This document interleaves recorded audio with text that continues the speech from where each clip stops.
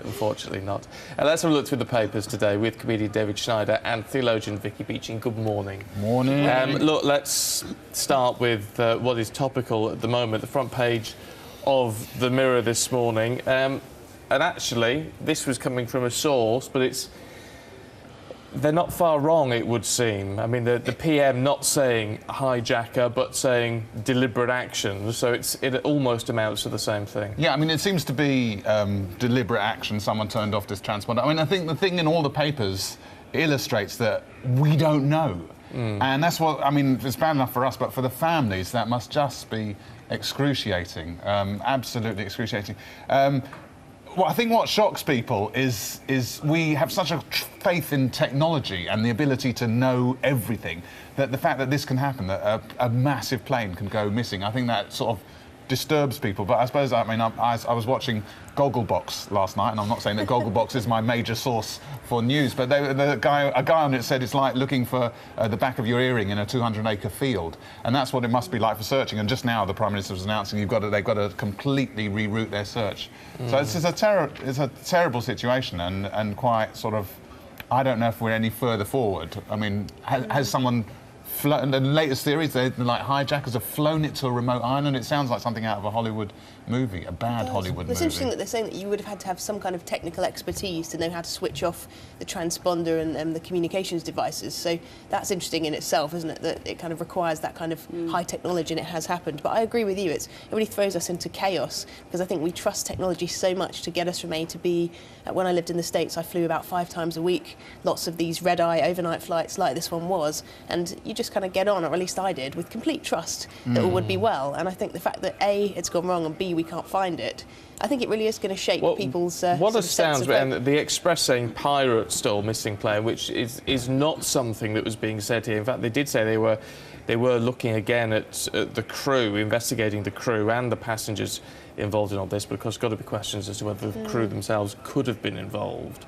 But I'm always baffled as to why radar and satellite are not tracing this with more detail. But that's the thing. I think that's what's really freaked people, is that, you know, we all know where everyone is from our GPS, and you just think, well, we're little and a massive plane. You must know that, and it's clear that that isn't the case. That it is. Because apparently, even if the transponders were turned off, it should have still had that radar blip.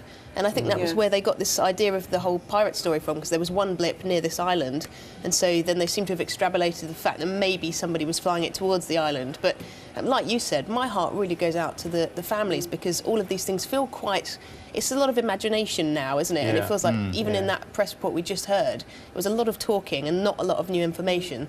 Well, so, the Prime Minister himself was saying, the Malaysian Prime Minister, that they're still investigating all possibilities. Exactly. So on doesn't seem to be any further forward. And then there's the conspiracy theories that actually the Malaysian government knows a lot more than they're letting on. You know, people start blaming other people.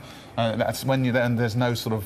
There's no information, and people, they fill the gap with theories, hijackers, pirates, whatever. At least with this, and it's a big if, but there is the possibility that those people on board the plane may be alive. It's a bit of a slim possibility, but better than it was. So perhaps a glimmer of hope, though it is only a very slight one. Interview on the Today programme was really interesting. One of the relatives of the passengers was saying that he completely and utterly is holding out hope until he hears otherwise, and that he really does believe that it's his brother he was speaking about, saying he believes that he could be alive right now on a desert island. He's kind of imagining that, he's living in that positive state, and he thinks that unless you've got a definite no, you should always err on the side of hope and believe the best. So there's quite a lot of faith in very trying circumstances. But also, I mean, if you're the family of like the pilots, because sometimes, I mean, I've read that people saying, well, maybe the pilot at one point the pilot had someone in the cockpit on a previous flight, and starting to say, well, imply that maybe the pilots were involved in it, and you know, it must be so difficult to be the family of the pilots as well. You know, like as all this blame is being thrown around because did they do anything wrong? Did they not? There's this void of knowledge. Well, look, we're going to have to wait for more information on that, more expert analysis, of course. But in the meantime, let's bring things closer to home, should we? Tax in the eye this morning. Middle-class tax cuts not on the cards. Yes, there's a lot of chat about whether Osborne is going to bring down the rate at which people become eligible for the higher rate of tax. Taking some people out of it. I mean, it's interesting, the spin. A lot of the papers are saying it should happen. We had two chancellors yesterday, two ex-chancellors, Lords Lawson and Lamont, saying that he should bring the middle, it's the squeezed middle, as Ed Miliband put it, should bring them out of tax. And it's obviously would be electoral advantage for the Tories to do that. I suspect they will do that, in as much as they're saying we're not going to do that, so that allows a little bit of a surprise. Actually, we will do it. Yeah, it would be a sort of Tory marginal subsidy. It would, you know, a lot of people who suffer from paying the higher rate threshold, which is now heading towards 5 million, they reckon, by the next election, whereas it was 1.5 million when it was first introduced, would be the sort of people who are in marginals, who might vote Tory, might not, and this would definitely be a gift from the Tories, but then it's a gift politically for Labour, who can say you're helping the people who don't need the help so much. Well, would that be the case, though, in the sense that obviously all political parties want to attract the middle, and it is, as I think it was Lord Lawson was saying yesterday, you know, if it carries on like this, within sort of 5 or 10 years, everyone's going to be paying higher rate tax. Yeah. You're pretty much the way, you know, things are going. For me, I sort of feel, well, if we are all meant to be in this together, then, which often it doesn't seem like we are, but if we are meant to be in it, then the people with broader shoulders need to pay a bit more tax. And it should be okay. The tax argument is always presented in a sort of, can we make tax cuts? Can we be better? Can we save money? Whereas it should be, how can I contribute to making a better society? And if I have to pay a little bit more, then that's all right. But obviously, I'm not a politician. I wouldn't get many votes if that was my, hey, everyone, pay more money. But it's important. It's so true, though. The focus has really become on what can I get out of this society than what can I put back in. But the question with that would be whether, you know, people in 2014 and 2015, 2016 earning just over £40,000 a year actually do have broad shoulders. I mean, I think that is the question, that they have middle shoulders. They're they have squeezed middle shoulders rather than broad. And clearly he took the broader shoulder people out of the higher tax rate. He brought the 50% down to the 45% a couple of years ago. So you could say that the broader shoulder people have already had their tax rebate, and now he's going for the middle shoulder people. Your thoughts, please, this morning on that, at Sky Stephen, at Sky Gillian on Twitter. We're going to take a short break. We're back with more papers in just a moment. So David and Vicky taking us through the papers. Vicky, in the Express this morning, you picked a relevant story for me. Getting older is not such a yawn.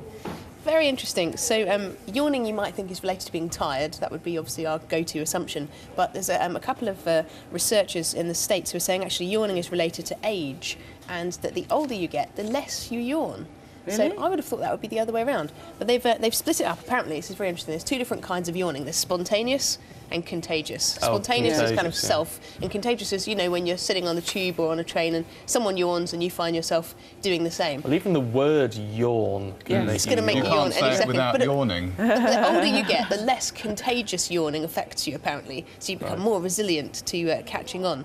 But it's just an interesting example that some of the assumptions we have about human behaviours are actually totally not true. Most people think older people yawn more, and they found out that they yawn less. Still don't know why we yawn, do it? Nobody knows. Aren't we taking in oxygen because yes, to wake us up? I saw a terrible documentary about a guy with terrible insomnia, and he basically it was just on a 24/7 yawn, which was not. Let's not laugh about it. No, I'm trying to stop yawning. Yeah. Did you know that we yawn in the womb? Do we? Really? Spontaneous yawning, it's also, these researchers have shown that it starts in the womb, so little babies, before they're even born. But it's about well, yes, but when they're in the womb, are these babies on iPads? What a professional you are. What a beautiful segue. That was an amazing I just want to take a moment so that we all appreciate that. Thank you. Segue. Yes, I was quite interested, having been around a toddler the other day, who's maybe a year old, and was so proficient with an iPad, was just like opening in apps and all that, and then was incredibly disappointed by a magazine that wasn't. What the hell am I doing? Wasn't accessing. There was no. broken. Yeah, there was no 3D, no interaction. And so this is about the experts are worried about babies that are addicted to iPads. We don't really know what the effect is of these kids that are so confident with iPads. I mean, the effect has surely got to be that they're just going to be fantastic by the time they're 15. They'll be inventing all sorts. I think it's brilliant. I think so, but obviously there's worries. The worries are about there's a thing called, well, if I read it properly, called playing outdoors, which I vaguely remember from my childhood, that they're worried that isn't happening, that reading isn't happening. But then, see, you can read on an iPad. So much you panic. can read on an iPad. They panicked about the TV, the radio, you know, the printing press. We turned out all right, didn't we? We turned out okay. I think it's completely overhyped. Yeah. Brilliant. Well, if you're watching this morning and you're a toddler, send me a tweet, please, at Sky Stephen or at Sky Gillian. No, I sort of think, you know, it can't necessarily be a bad thing. But I don't know. I mean, I'm open to all suggestions. There's always panic about every new technology, isn't there? Yeah. You've just got to wait and see what happens. Well, look, thank you, guys. We'll see you in an hour. Look forward to that. But stay with us here on